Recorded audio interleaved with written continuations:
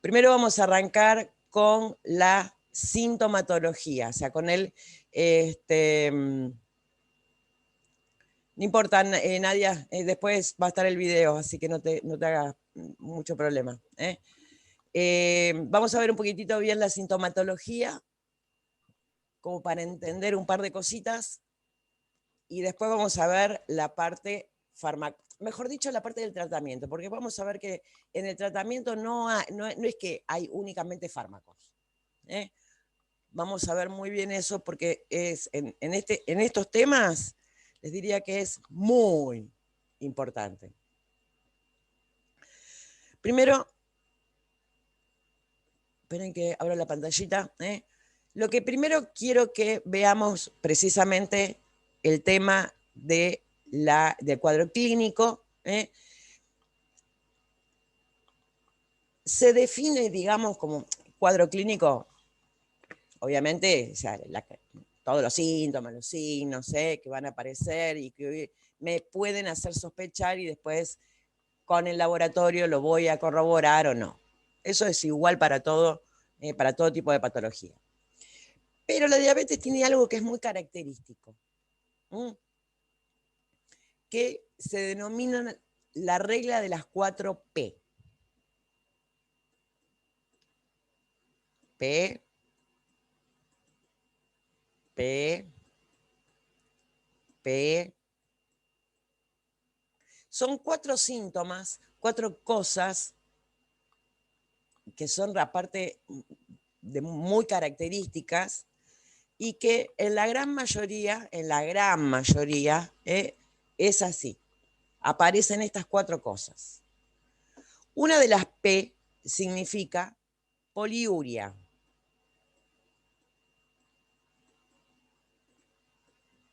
Qué horrible que estoy dibujando. ¿Qué significa poliuria? Es el aumento del volumen urinario y de la frecuencia urinaria. ¿Qué significa esto? Que la persona que tiene diabetes va a hacer muchísimo, pero muchísimo pis. Mucho. Poli ya sabemos que es mucho, uria, orina. Entonces, aumenta el volumen urinario y la frecuencia urinaria. Incluso la persona a veces se despierta a la noche para ir a orinar. Si nosotros pensamos en la normalidad, nos acostamos a dormir, nos hacemos un pipí antes de acostarnos, y puede ser que pasen la cantidad de horas que estamos durmiendo y no tener que levantarnos. El diabético, por lo general, siempre se tiene que levantar a hacer pis. Siempre. Y si lo pensamos desde el punto de vista fisiopatológico, responde a algo que es bastante lógico, y que precisamente es la hiperglicemia. El sistema renal va a tratar de eliminar de alguna manera ese exceso de azúcar, ese exceso de glucosa que hay en la sangre. Es un mecanismo de tratar de eliminar todo ese exceso que hay. ¿Cómo lo hace? Precisamente tratando de aumentar el volumen de orina y la frecuencia de orina. Y va a aparecer lo que se denomina la glucosuria, que es presencia de glucosa en orina. Para que esto ocurra, para que aparezca glucosa en orina, la glucemia tiene que estar por encima de los 180 miligramos por decilitro. ¿Por qué? Porque 180 miligramos por decilitro es perdón, aguárdame un segundito.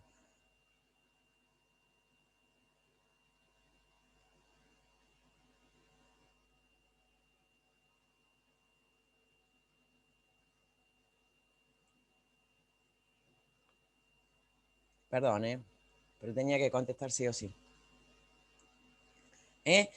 180 es el umbral de excreción de la glucosa. ¿Qué significa esto? Que cuando yo tengo una glicemia por debajo de 180, no va a ser necesario que, digamos, el sistema renal intente sacar azúcar porque no está demasiado alto. ¿Se acuerdan cuando vimos la semana pasada esto de los valores normales y que ocurría después de las 2 horas de haber comido? Bien, ¿se acuerdan que habíamos dicho que para poder tomar un valor normal tenía que estar por debajo de los 180? ¿Por qué? Porque si no empieza a aparecer glucosuria. Pero esto quedó un poquito claro porque justo con la interrupción no sé si quedó claro.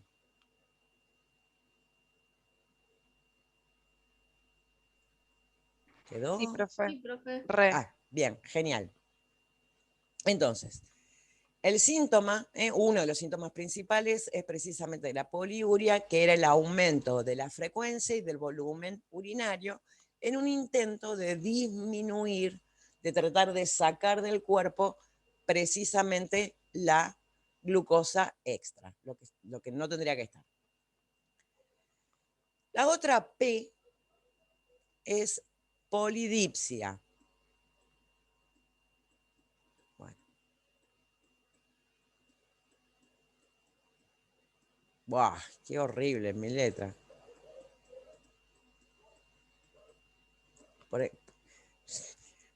Parece no sé, ruso eso, pero no. Ahí dice, intenta decir polidipsia. ¿Qué es la polidipsia?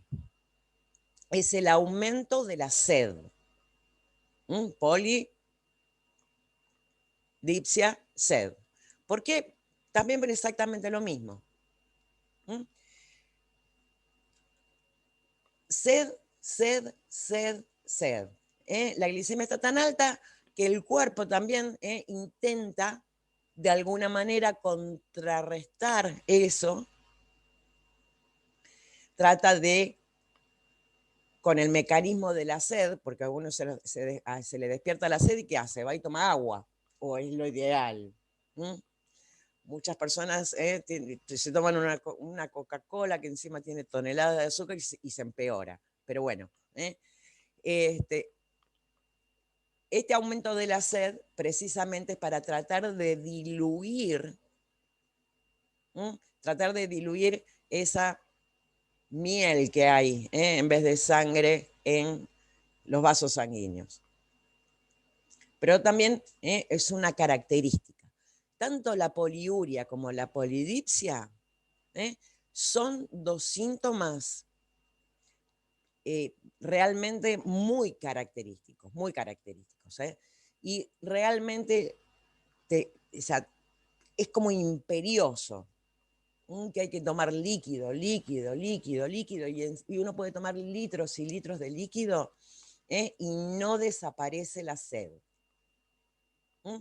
Y encima, fíjense que con la cantidad de líquido que está tomando esa persona, y va a seguir tomando porque no llega a diluirlo, también aumenta la poliuria.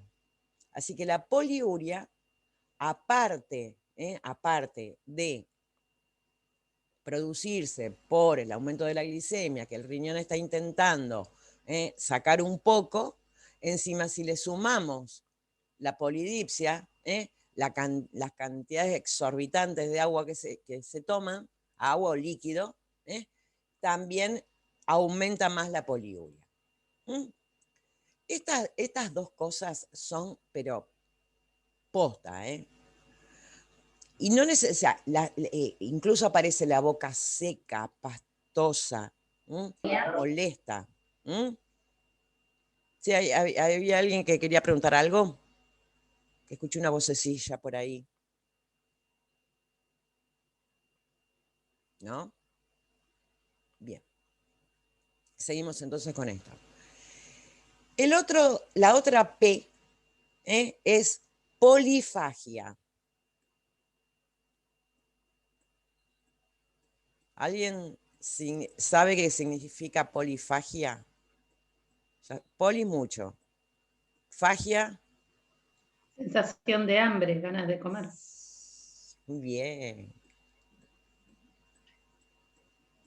Polifagia, aumenta, hambre, hambre, hambre, hambre. La persona está con hambre todo el tiempo, pero hambre voraz. Y ya que venimos viendo el por qué ocurre esto, ¿se les ocurre por qué puede pasar esto de la polifagia, del tener hambre todo el tiempo? Ahora los hago pensar a ustedes. Acuérdense que la glucosa, que es la principal fuente de energía, está en la sangre y no está en los tejidos. ¿Por qué tendré hambre siempre, todo el tiempo? No se está absorbiendo bien los nutrientes o el azúcar, entonces es como que te pide más. Exactamente, básicamente es eso. El cuerpo piensa que yo no le estoy dando de comer, porque no, la glucosa sigue quedando en la sangre, no pasa a los tejidos y el cuerpo piensa que yo no le estoy dando alimento. Entonces despierta el mecanismo precisamente del hambre para que la persona coma. ¿Y eso empeorará la glicemia o la mejorará la glicemia? La polifagia. Acá estamos hablando sin tratamiento, sin nada, ¿eh? ¿La puede empeorar o no? Porque uno sin saber puede seguir consumiendo glucosa sin que se esté absorbiendo. Exactamente. Cuando uno tiene mucho hambre, come lo primero que encuentra por el camino. ¿Y qué es lo primero que se encuentra en el camino? Siempre hay un Harinas. ¿Qué? Harinas, Las pan. harinas, Harinas, pan. exactamente. Si vamos a la cocina, lo primero que encontramos es un pancito, le ponemos un poquito de manteca, o unas galletitas, y charán, sigue aumentando la glicemia, con lo cual sigue aumentando la polidipsia, sigue aumentando la poliuria, sigue aumentando la polifagia. Es un círculo de nunca terminar. Y la cuarta P, acá ya no lo escribo porque es largo, y la verdad que con esta letra fea que me sale acá en la pantallita esta, peor el remedio que la enfermedad. La cuarta P significa pérdida de peso a pesar de la polifagia. La persona come, es un barril sin fondo, no para de comer nunca y pierde peso. Y esto se debe a que el organismo, de algún lado, tiene que sacar energía precisamente para seguir con sus funciones. Ustedes piensen que el corazón sigue latiendo, los músculos se siguen moviendo, el aparato respiratorio sigue respirando y así con todo.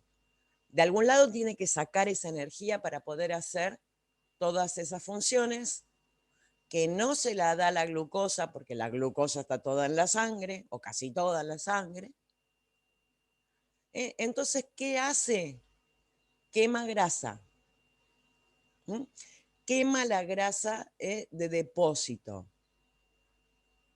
Por eso hay una pérdida de peso a pesar de la polifagia. Y esas pérdidas de peso suelen ser bastante importantes. Estamos hablando de 10, 15 kilos a veces, en poco tiempo. En poco tiempo significa un mes. Yo me acuerdo que cuando empecé con los síntomas y toda la historieta, pero esto tenía poliuria, polidipsia, polifagia, y perdí creo que 12 kilos en menos de un mes. Estaba divina, pero no. ¿Por qué? Sí, pero no nos quejemos, ¿es la parte linda o buena de la diabetes? No. Es quizás la parte más peligrosa. Y ¿Por qué? Sí, en eso de que empieza a quemar grasa de depósito y demás, sí, uno no se empieza a sentir más cansado y todo eso. siempre. El cansancio es algo constante. O sea que se puede también confundir con una enfermedad en tiroides, ¿o no? Sí, sí. Porque son síntomas medios parecidos. Sí, exactamente. Sí. El cansancio permanente también es otra cosa que a pesar de que no está dentro de las 4P, es permanente. El cansancio, el agotamiento, las ganas de dormir, y todo responde a lo mismo. Porque en vez de estar la glucosa como fuente de energía en los lugares donde yo lo necesitaría precisamente para cumplir todas las funciones, no, la tipa está permanentemente en la sangre en vez de los tejidos, entonces ¿qué? Tengo un cansancio tremendo. ¿Mm? Y como les decía, la parte peligrosa esta de la pérdida de peso, porque se está quemando para obtener energía, ¿no? Se quema la grasa en vez de quemarse la glucosa, ¿no? El problema básicamente está en los residuos. Cuando se quema la grasa, en vez de la glucosa para la obtención de energía, los residuos son lo que se denominan los cuerpos cetónicos. Cuando se quema la glucosa para la obtención de energía, el residuo es dióxido de carbono y agua. El dióxido de carbono lo elimino con la respiración y ¿cómo se llama? Y el agua la elimino a través del sistema renal. Eso es lo normal. En cambio, cuando se empieza a quemar la grasa para la obtención de energía, los residuos son lo que se denominan cuerpos cetónicos. Estos cuerpos cetónicos, no nos vamos a preocupar demasiado, pero tengamos en cuenta esto, que es el residuo cuando se queman las grasas, no son tan fáciles de eliminar, ni como el dióxido de carbono ni el agua, y se empiezan a acumular en el cuerpo. Se empiezan a acumular en el cuerpo y pueden provocar un cuadro que se denomina cetoacidosis. Ceto de cuerpo cetónico, acidosis porque son ácidos. Y si yo tengo un aumento de la acidez de la sangre, es un cuadro bastante complejo, que obviamente no se puede resolver en casa. Por lo general se trata en terapia, te manda una semanita a terapia intensiva, a mí ya me pasó, no es muy grato, y también puede conducir a la muerte. Con lo cual, a pesar de decir, uy, qué lindo, bajar 10 kilos en un mes es qué divino. No, no es divino. Otra característica es que este tipo, esta última P, esta de la pérdida de peso, se da prácticamente, y les diría que casi exclusivamente, en la diabetes tipo 1. En la diabetes tipo 1 porque tiene una ausencia total de insulina. Cuando todavía hay insulina en el cuerpo, como en la diabetes tipo 2, que lo que no funcionan son los receptores, es muy raro que ocurra esto. De hecho, muchas veces al revés, hay aumento de peso. Pero los otros tres poliuria, polidipsia, polifagia, siempre que los niveles de glicemia estén elevados, prácticamente van a estar. Dejemos la pérdida de peso a pesar de la polifagia un poquito más reservado para la diabetes tipo 1. La diabetes tipo 2, muchas veces, y porque va ocurriendo en una forma escalonada y a través de mucho tiempo, la tipo 1 suele ser bastante dramática, digamos. Se rompe el páncreas, deja de ver insulina, chácate, ahí aparecen los síntomas. En cambio, en la diabetes tipo 2 suele estar todo más solapado. Porque este no funcionamiento, digamos, de los receptores suele estar compensado con un aumento de la producción de insulina por el páncreas, con lo cual, más o menos ahí como que empujando, a veces suele mantenerse más o menos bien, o más o menos, no significa que esté bien.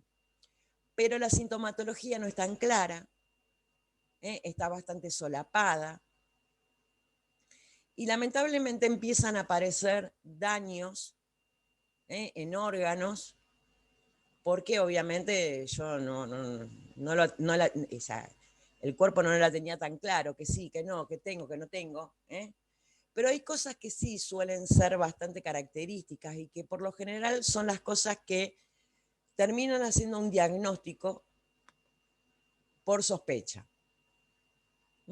Si yo tengo poliuria, polidipsia, polifagia, pérdida de peso, les diría que ya ni siquiera necesito hacer un análisis de sangre.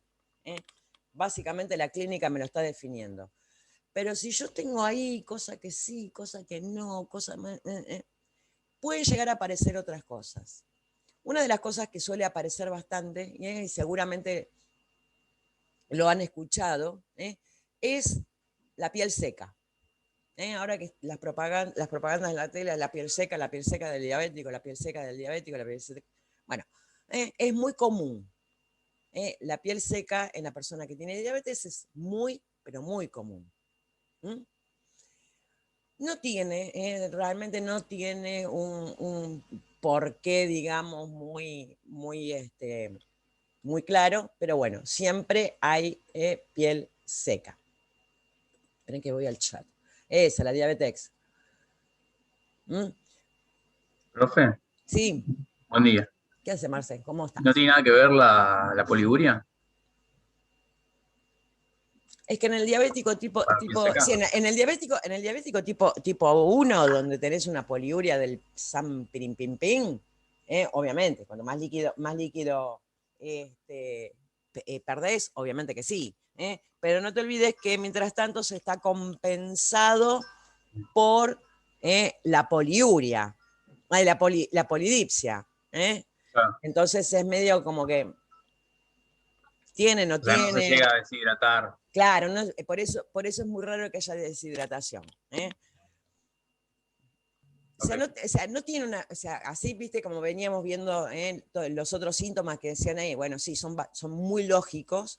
Esto de la piel seca no tiene una explicación muy, porque incluso por más que las glicemias estén estables y dentro de los valores normales, la piel seca sigue igual.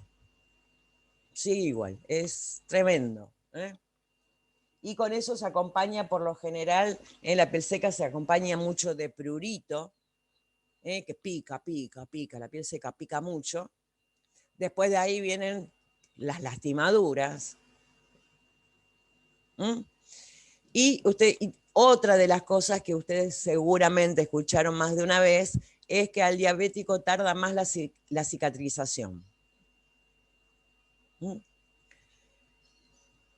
Esto es un ni, por decirlo de alguna manera. Vamos a ver si a un diabético que no está controlado, que sus glicemias están altas. Si nosotros lo pensamos, en el lugar de la herida, obviamente va a haber sangre. Sangre azucarada, dulcecita.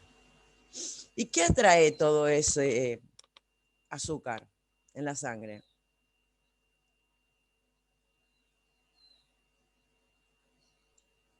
Las moscas. No tanto. Algo más Bacterias. chiquitito, algo más chiquitito. Las bacterias. Bacterias, exactamente. Las bacterias proliferan mucho mejor con el azúcar. ¿Mm? Entonces, en esa pequeña lastimadura, lo más probable es que haya una sobreinfección bacteriana y obviamente si está contaminada, tarda mucho más tiempo en precisamente cicatrizar. No es que per se haya un problema en la cicatrización. No, lo más probable es que tarde más en cicatrizar porque seguramente se infectó.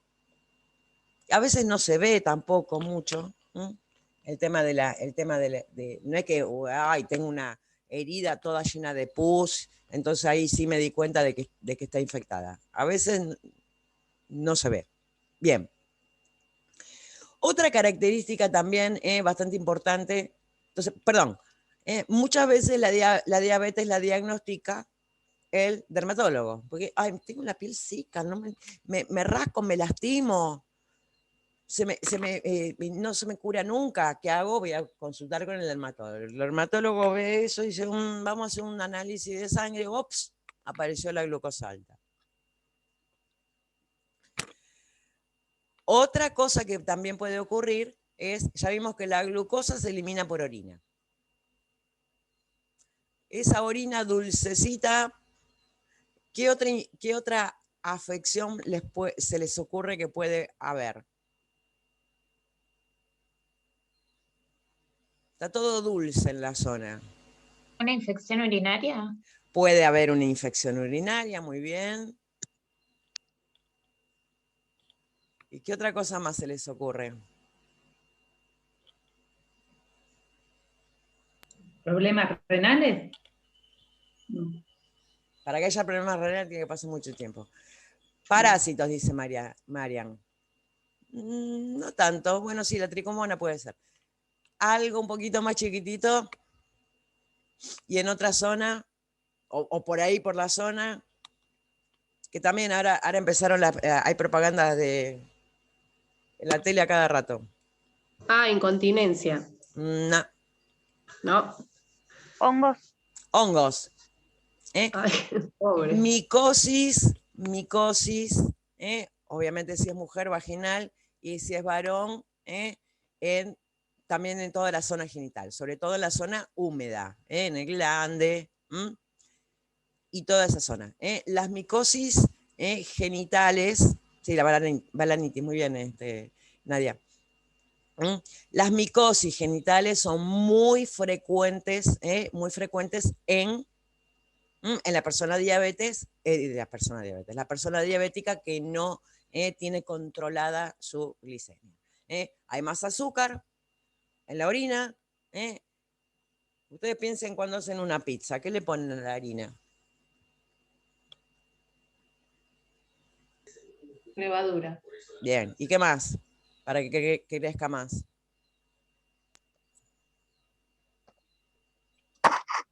Azúcar. Azúcar.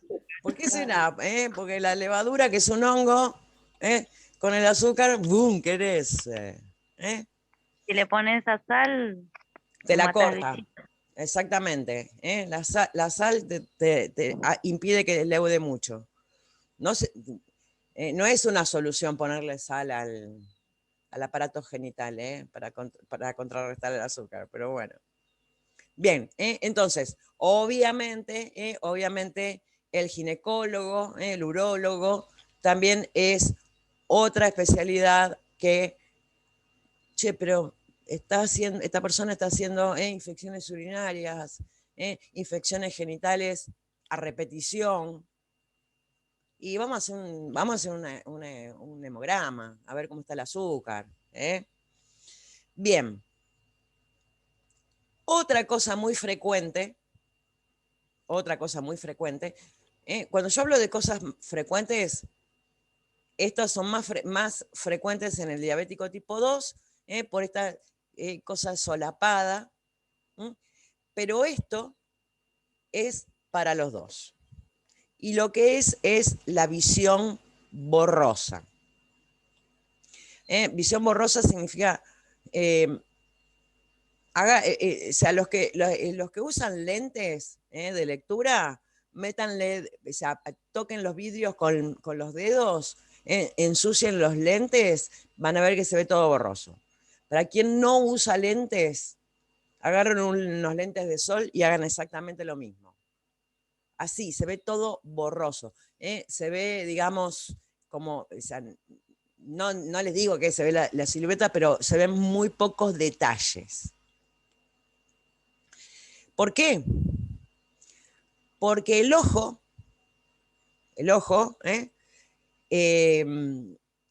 no necesita, no tiene receptores para la insulina.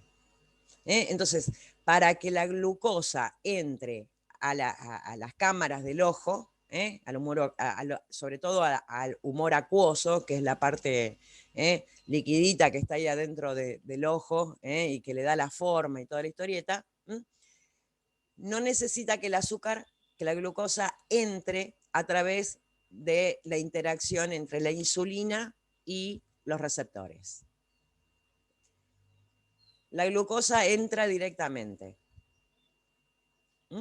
Y al entrar directamente, si hay un montón en la sangre, va a tratar de meterse en algún otro lugar. Y no es que trata de meterse para bajar la cantidad de glucosa que hay en la sangre. Se mete porque se mete.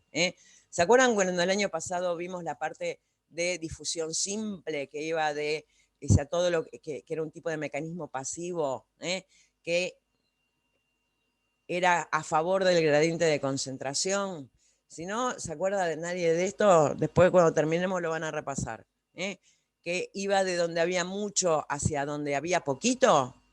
Bueno, básicamente con la glucosa en esta parte, en el ojo, pasa eso.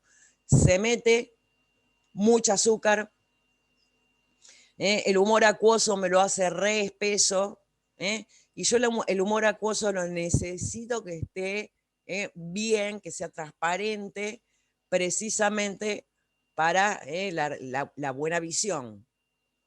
Si está todo lleno de azúcar ahí adentro, voy a ver todo borroso. Otra experiencia que se puede hacer es agarrar un vaso de agua, mirar a través del vaso de agua y van a ver que se ve más o menos bien. Si agarran y le empiezan a meter azúcar, y hacen como un jarabecito y tratan de mirar a través de ese vaso, también van a ver borroso. Esto también es muy frecuente, muy frecuente. ¿Y a quién van a ir a consultar acá? El oculista. El oculista, claro. Los oculistas están cancherísimos con eso. Vienen una persona, che, pero todo borroso, listo. Ya sabemos, pero les diría que prácticamente característico. Prácticamente característico. Yo me acuerdo cuando empecé con los síntomas, no veía, pero nada, nada. Lo único que veía era siluetas. Ni siquiera podía verle la cara a la gente. Bueno, qué sé yo, empecé con el tratamiento, toda la historieta, y obviamente me mandan a hacer el control oftalmológico, entonces le cuento, sin decirle nada, dice, ¿por qué venía a consultar? Porque estaba viendo todo borroso. Ya se tenés diabetes. Así me dijo, así. Ya se había dado cuenta con solo decirle que veía borroso. Fíjense lo característico que es esto. Bien. Todo eso es con respecto al cuadro clínico. Nosotros acabamos de ver que está la regla de las 4P, que la regla de las 4P es mucho más frecuente, las 4 juntas, en el diabético tipo 1. En el diabético tipo 2 puede estar la polidipsia, la poliuria y la polifagia, pero la pérdida de peso no suele ser frecuente, al contrario, puede haber aumento de peso. Y también están los otros síntomas que no es que sean menos frecuentes, pero es menos frecuente que estén todos juntos. O hay una infección genital a repetición, o hay piel seca, o hay visión borrosa. Y hay un montón, bueno, perdón, antes que me olvide, otra de las cosas muy frecuentes también en las dos, en las dos precisamente es el cansancio, el agotamiento permanente. No tengo fuerzas para nada, no, y si no tenés, no tenés combustible, ¿cómo vas a tener fuerza para algo? Bien, con respecto a esto, ¿quedó alguna duda del cuadro clínico?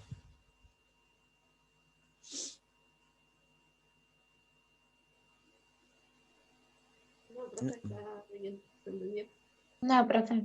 No, profe. Buenísimo. Vamos a ver un poquito. Sí, Una Marcelo. pregunta en chat Obvio. que está Ah, no lo buena. había visto. Sí, la verdad que sí. ¿Esos síntomas también son compatibles con otras patologías? Si juntamos todos, no. Si agarramos solamente el cansancio, como había dicho Yara antes, también puede ser por un hipotiroidismo, que después lo vamos a, creo que viene después de diabetes. Si agarro cada uno de los síntomas en particular, sí. La visión borrosa puede ser por otra cosa. Las infecciones genitales a repetición también puede ser por otra cosa. Pero por eso, si yo agarro uno solo y no lo junto con todo, ni tampoco tengo los antecedentes de la persona, que seguramente en los antecedentes le voy a preguntar si alguien en la familia tiene diabetes o no, y si tiene alguien en la familia, qué tipo, y todas esas historietas. Cuando se hace, digamos, la historia clínica, no es lo mismo un síntoma aislado que un conjunto de síntomas, pero hay, a ver, cuando vos decís, este árbol tiene, perdón, esta planta tiene un tronco, tiene ramas, tiene hojas, es un árbol, ¿no? Más o menos eso. Es cuando vos ves una sola cosa, bueno, con el árbol medio raro, porque si ves el tronco ya sabes que es un árbol, ¿no? Pero bueno, pero para poner como comparación. Si vos ves una sola cosa, ahí tenés que ir pensando un poquito acá, un poquito allá, un poquito allá. Lo que yo les decía de los oftalmólogos es porque es una cosa muy frecuente, muy frecuente. Puede ser que esto de la visión borrosa puede ser también por un glaucoma, pero es que hay que ver también el tiempo de evolución.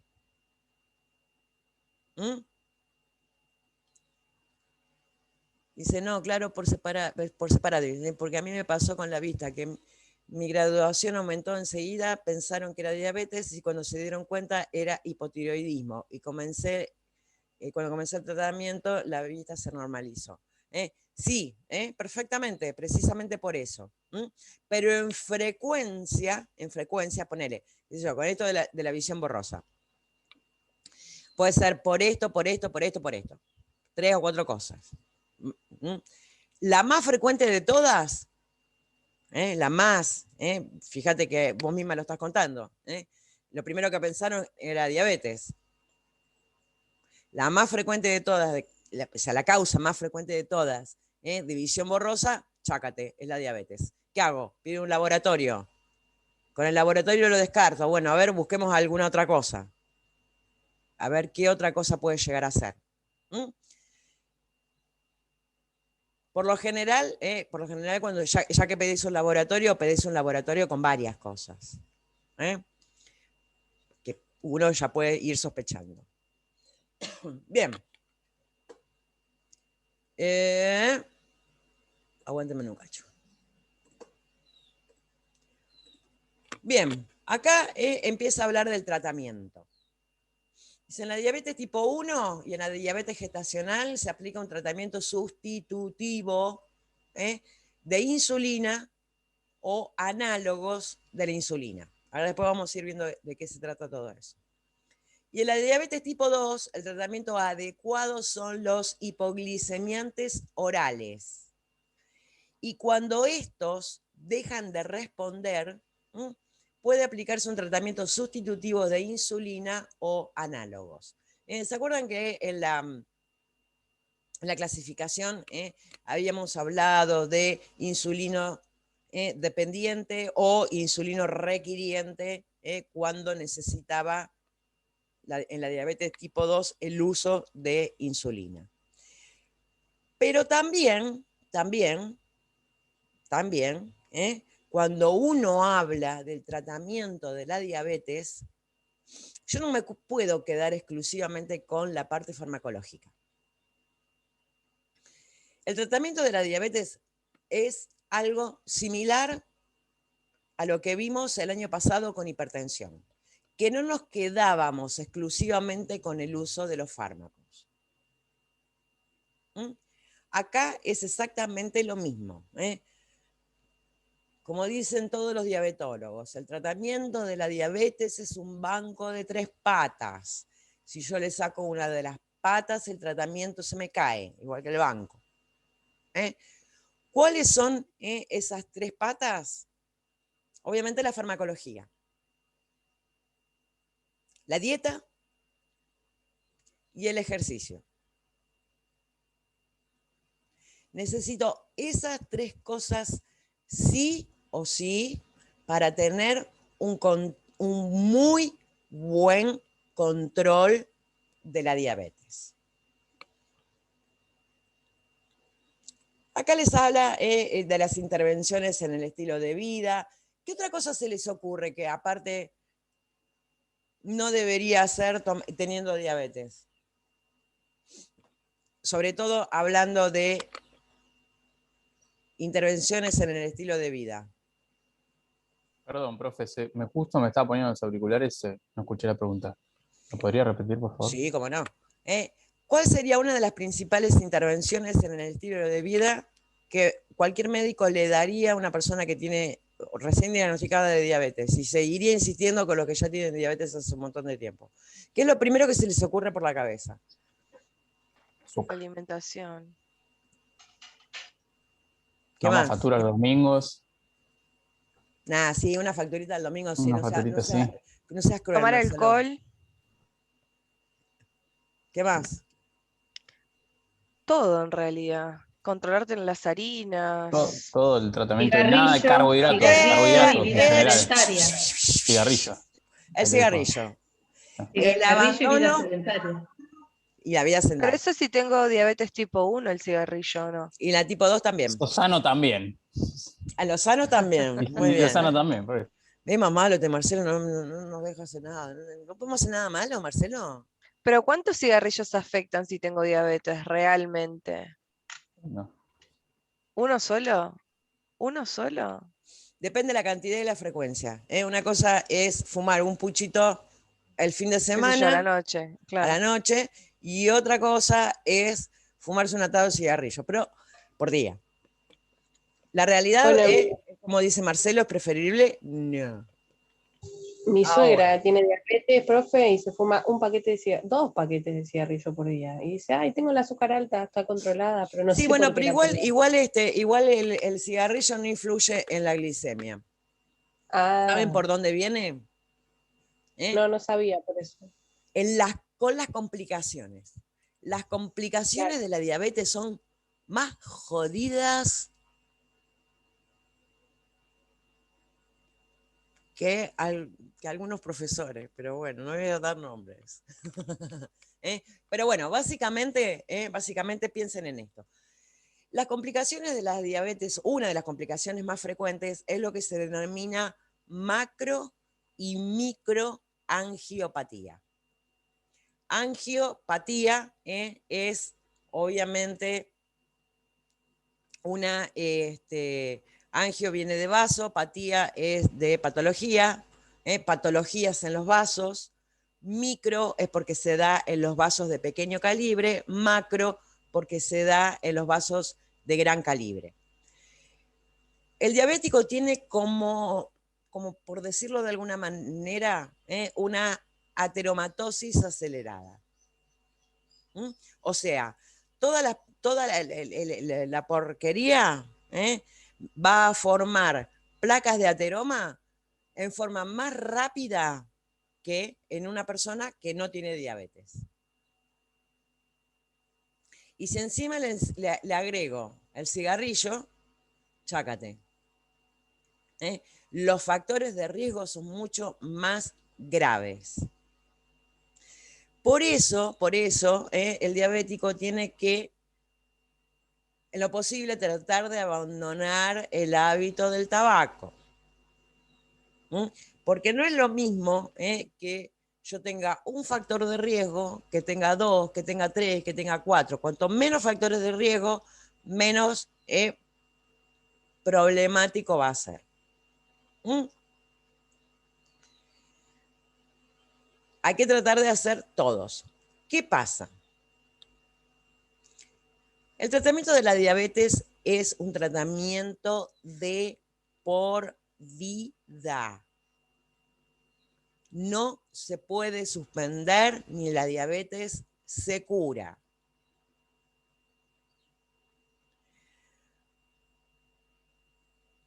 Cuanto más complejo sea el tratamiento, cuanto más prohibitivo sea el tratamiento, ¿qué se les ocurre que va a pasar?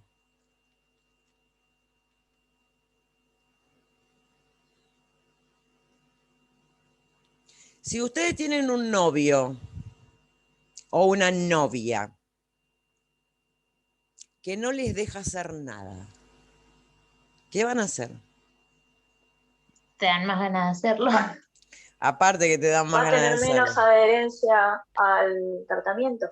Si le prohibís, Exactamente, no va a querer cumplir más. exactamente. Cuanto más prohibitivo es el tratamiento, en este o en cualquiera, menor adherencia va a tener. Mucha menor adherencia. Obviamente, nosotros no le podemos decir a la persona que tiene diabetes, y comete una facturita cada tanto, fumate un puchito cada tanto. No, obviamente yo lo tengo que censurar, no le puedo decir, hace cada tanto esto. ¿Por qué no? Pero el médico me dijo que me podía comer esta facturita, que me podía fumar este puchito. No. Y si me fumé uno, me puedo fumar 2. Y si me fumé 2, y un tercero también. Uno después al mediodía, uno después de la merienda, uno después No. Entonces, este es el motivo del por qué uno, cuando le está dando las indicaciones al paciente, tiene que ser tan tajante. Porque si yo le doy la mano, me va a agarrar el codo. ¿Por qué? Y eso se los digo por experiencia, es insoportable. Un tratamiento crónico para toda la vida es insoportable. No te podés salir de la vara. Y realmente es incómodo, es molesto, es frustrante. Realmente es frustrante no poder tomarte un helado. No poder comerte un sanguchito cuando vos ves que todos los que están en la reunión se están tomando la cerveza con los sanguchitos. Por suerte hay personas que tienen una conducta realmente que es loable, muchas personas lo logran, pero bueno, sepan que el tratamiento suele tener bastante falta de adherencia precisamente por esto, porque son tratamientos duros, crónicos, pero por suerte, siempre hay reemplazos. Acá les habla de la dieta un poquitito, cuáles son los alimentos muy convenientes, cuáles son los alimentos convenientes y cuáles son los alimentos inconvenientes. Obviamente eso se los dejo para que lo lean ustedes, porque si no se nos va a terminar la hora y a mí lo que me interesa es que veamos un poco más la parte de fármacos.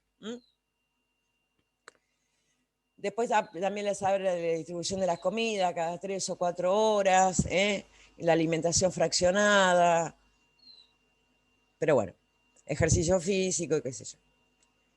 Los medicamentos que son hiperglicemiantes, esto también hay que tenerlo en cuenta, pero en cuenta lo va a tener que tener el médico que prescriba el tratamiento.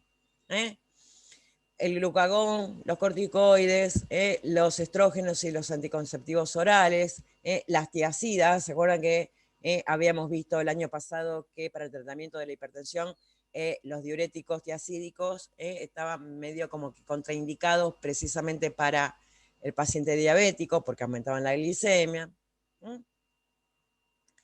Y acá tenemos lo que a mí más me interesa, que es la parte de las drogas, de los fármacos hipoglicemiantes o hipoglucemiantes. Cuando hablamos de drogas hipoglicemiantes o hipoglucemiantes, fíjense que el apartado, digamos, que siempre habla de los fármacos para el tratamiento de la diabetes tipo 2, dice hipoglicemiantes orales. ¿Qué quiere decir? ¿Que la insulina no es un hipoglicemiante?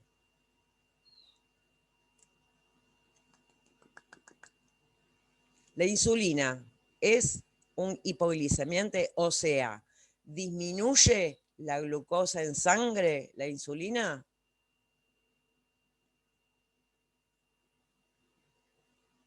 ¿Sí o no? Para mí no. ¿Por qué no? La glucosa si disminuye en la sangre. ¿La insulina disminuye el azúcar en sangre? Sí. Ahora sí entendí, sí. Ah. ¿Y por qué no le puedo decir hipoglicemiante a la insulina? ¿Es un hipoglicemiante la insulina? ¿Qué es hipoglicemiante? Hipo. Desarmen la palabra. Hipo. Sí, baja la hipo de... Hiper no es grande. Hiper, y sí, e Hipo es hipo. por debajo. Claro, Disminuye la concentración de azúcar en sangre. Bien. La insulina también es un hipoglicemiante o hipoglucemiante, que es lo mismo. Disminuye la glucosa en sangre. Las drogas hipoglucemiantes orales también. ¿Cuál es la diferencia? ¿Por qué me dice? Y no, la diabetes... Profe, Sí. la insulina es más directa, la inyectás, la otra es vía oral. ¿No radica ahí la diferencia, que no la tomás? Exactamente. La insulina te la inyectás. En realidad la diferencia es la vía de administración. Todas son drogas hipoglicemiantes, todas me disminuyen la glicemia, que es lo que estoy buscando, porque la persona tiene la glicemia alta por la diabetes. La diferencia es precisamente la vía de administración. Las drogas hipoglicemiantes orales son vía oral, son comprimidos. Y la insulina es... ¿Qué es? ¿Cómo se aplica la insulina? Inyectable. Bien. ¿Y dentro de las inyectables por qué vía? Dale, Marian, que tú estás en la farmacia.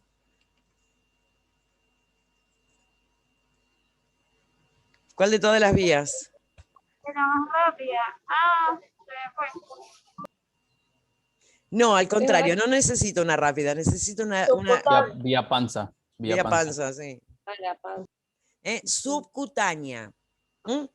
Subcutánea, pero también puede ser en algunas situaciones intramuscular o endovenosa, dependiendo cuál y para qué. Casi le dije venosa. Pero No está mal, también se puede usar. Pero obviamente en el caso de que la persona, y eso lo van a hacer en internación, la persona solita en su casa no se va a poner insulina endovenosa. Bien, vamos con las hipoglicemiantes orales.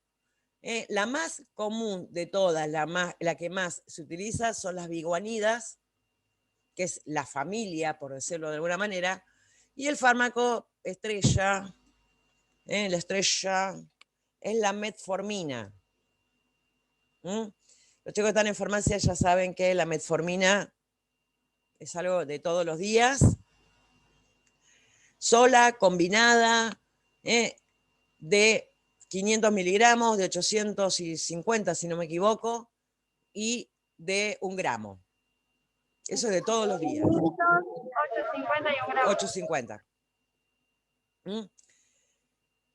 Solita o combinada. Ahora vamos a ir viendo.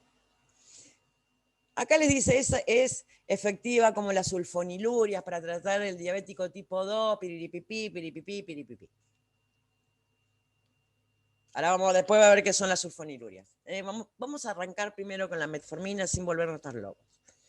Está indicada para diabetes no insulino dependiente, especialmente en el obeso. Después vamos a ver que uno de los efectos también que tiene, aparte de bajar la glicemia, es disminuir la disminución de peso.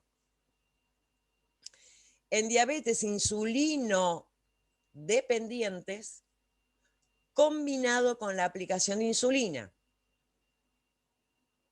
Y en pacientes con intolerancia a las sulfonilurias, que es el otro grupo. ¿Cuál es el mecanismo de acción?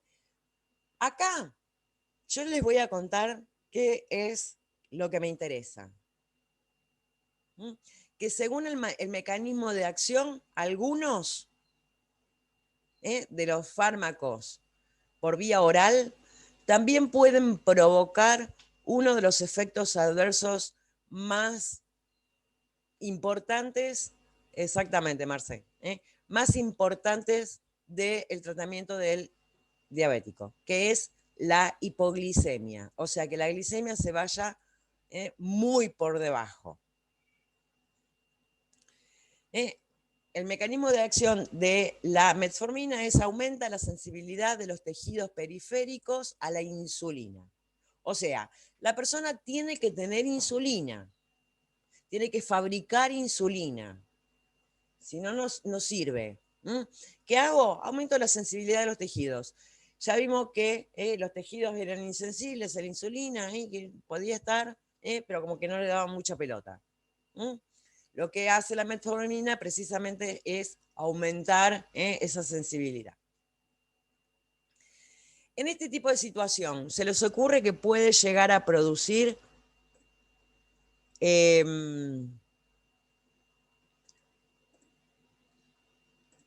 hipoglicemia?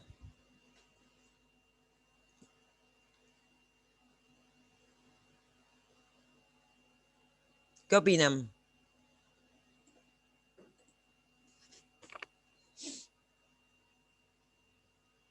¿Que te baje el azúcar? Sí, te puede bajar el azúcar muy, muy, muy por debajo. No creo. No, exacto. La metformina, una de las cosas buenas que tiene es que precisamente no provoca hipoglicemia.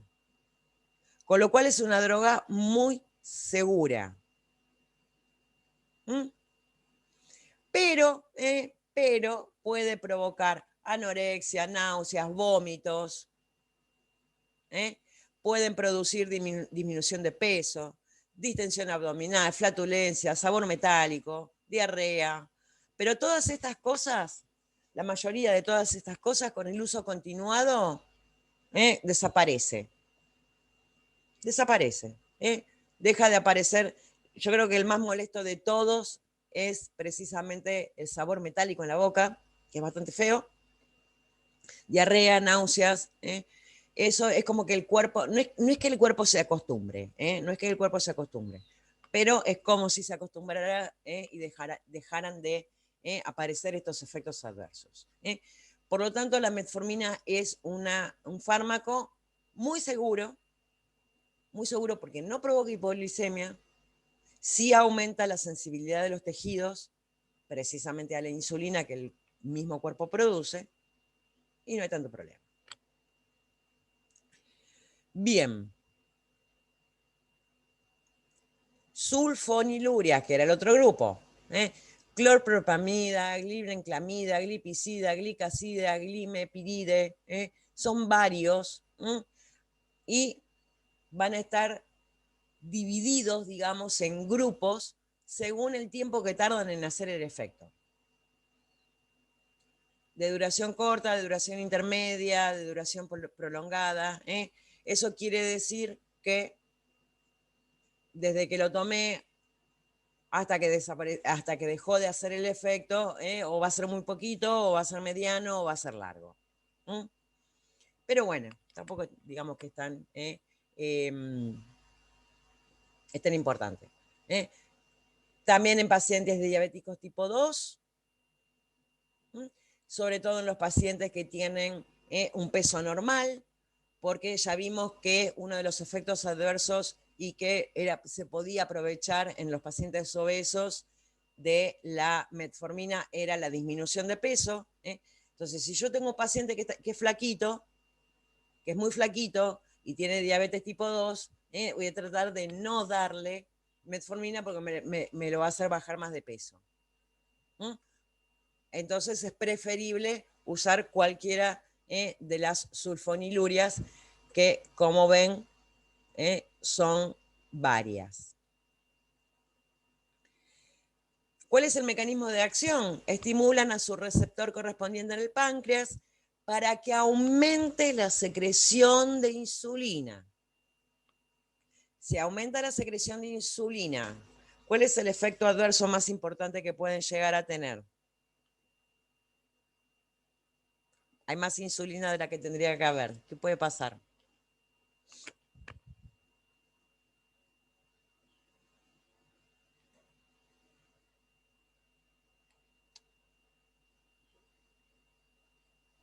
Hiperglucemia. ¿Hiper o hipo? Hiper. Hiper. Hay Sí. mucha más insulina de la que tendría que haber. No, hipo. Hipoglucemia, Ay, perdón. si no es blanco y Baja de negro, golpe. ¿no? Hiper no es que es No, mucho. porque no me acordé la función que cumplía la insulina, por eso. Hay que repasar entonces, mija. Hiper sí es mucho. Entonces, si no hay mucho, Las no te baja. sulfonilurias pueden provocar hipoglicemia. ¿Por qué? Porque hacen que el páncreas produzca mayor cantidad de insulina. Si me aumenta la cantidad de insulina, que la insulina lo que hacía era disminuir la glicemia, chácate, puede provocar una hipoglicemia. Y nos estamos quedando sin tiempo. Bien, a mí lo que me interesa es que se acuerden de esas dos. Después las otras, péguenle una leída y hagan como un... Ahí está, ya está. Se me acaba de ocurrir una idea genial, porque no llegamos con el tiempo. De tarea, sí, y bueno, lo lamento. De tarea, van a agarrar desde la página, pero nada les digo bien.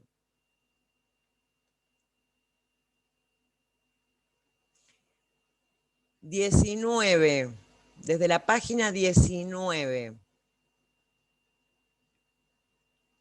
hasta la 22, no son tantas, ven que soy mala, pero no tanto.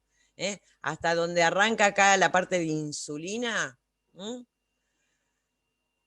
van a agarrar fármaco por fármaco, van a hacer un cuadrito, le van a poner el mecanismo de acción y si produce o no produce hipoglicemia. Un cuadrito comparativo, cuatro columnas, fármaco, mecanismo de acción, produce hipoglicemia sí, produce hipoglicemia no, y lo van completando. Ahora después les hago un esquema de cómo completarlo y hacerlo. Una vez que lo hayan hecho, fotito, y me lo mandan a mí, no al grupo, porque si no alguno se va a copiar. Y me lo mandan a mí. Esa va a ser la tarea. ¿Por qué? ¿Por qué insisto con esto? Porque esto va a ser pregunta de examen. ¿Qué fármacos producen hipoglicemia y cuáles no? Dentro de los hipoglicemiantes orales. Okidoki.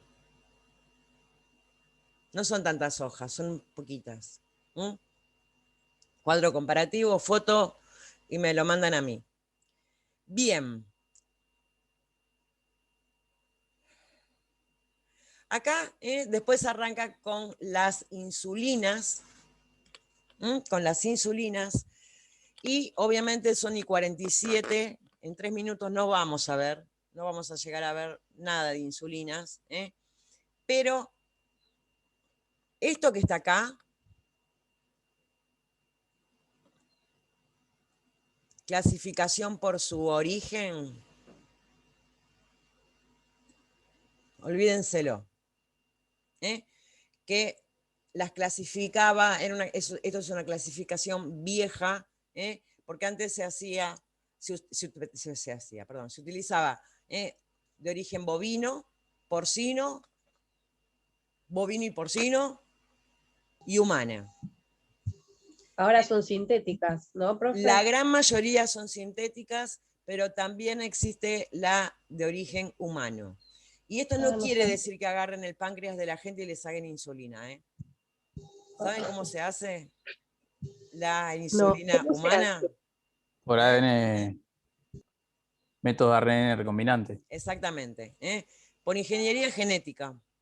Se agarra una bacteria que es la Escherichia coli, la comunarda esa que tenemos en los chinchus, y no, los chinchus no, lo tenemos en la tripa gorda, en el intestino grueso está la Escherichia coli. Se la modificó genéticamente y para que en vez de hacer lío y producir cosas raras, produzcan insulina. De ahí viene la insulina humana. Pero obviamente no la produce el humano. Bien. El resto, la gran mayoría de las insulinas son sintéticas. Y bueno, la semana que viene es todo esto lo que vamos a ver sobre todo según la acción, porque hay algunas que son rápidas, otras que son lentas, unas que son ultra rápidas, unas que son ultra lentas, para ir viendo cuáles son las diferencias de cada una y por qué se usa una, por qué se usa la otra, cuáles son las características, cuáles son los medios de aplicación, cuáles son cuál es el efecto adverso más importante. Todas esas cosas vamos a ver la semana que viene. Y otra cosa muy, muy importante que es precisamente ¿qué? A ver, la cadena de frío.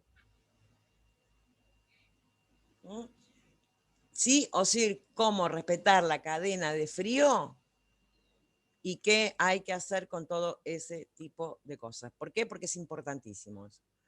Porque si no, la insulina no conservó la cadena de frío, chau picho. No sirve para nada.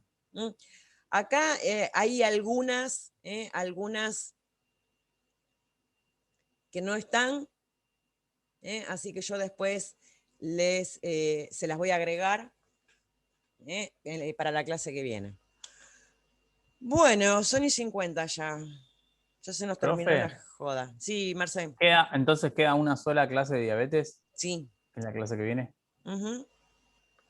Y después creo que ya viene la parte de hipotiroidismo, de tiroides, si no me equivoco. No alcancé a ver el apunte, pero hay un fármaco que es el inhibidor de vildagliptina, todos Sí. esos, no sé si lo vemos. Ok. Sí. Listo. Sí, la vildagliptina y los símiles, que eso sí se usan muchísimo. Y también después, la semana que viene, les voy a agregar otro que no está en el apunte, que también se está usando mucho y que también otro de los saladitos, está como 8.000 pesos, una cosa así. Igual que la combinación de la metformina con no con la vildagliptina, sino con el otro, que no me sale el nombre ahora, sitagliptina, algo así, que es uno de los más nuevos y que no está acá, pero que lo más probable, sobre todo obras sociales como OSDE y todas esas, lo deben ver bastante. Bien. Bueno, acá después tienen toda la parte de complicaciones. Las complicaciones realmente es interesante, se los dejo para que los lean ustedes. Les habla un poco de casos de la práctica farmacéutica. Vamos a verlo un poquito más adelante. Después arranca con todo lo que es sistema endocrino. Como si esto no lo fuera. Bien. ¿Alguna otra duda, chicos? Chicos, chicas.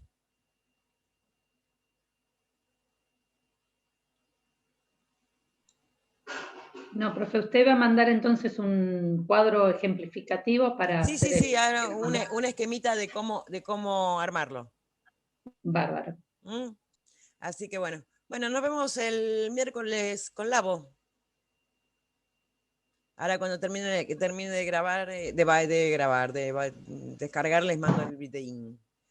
Adiós. Chao, profe. Hasta el miércoles.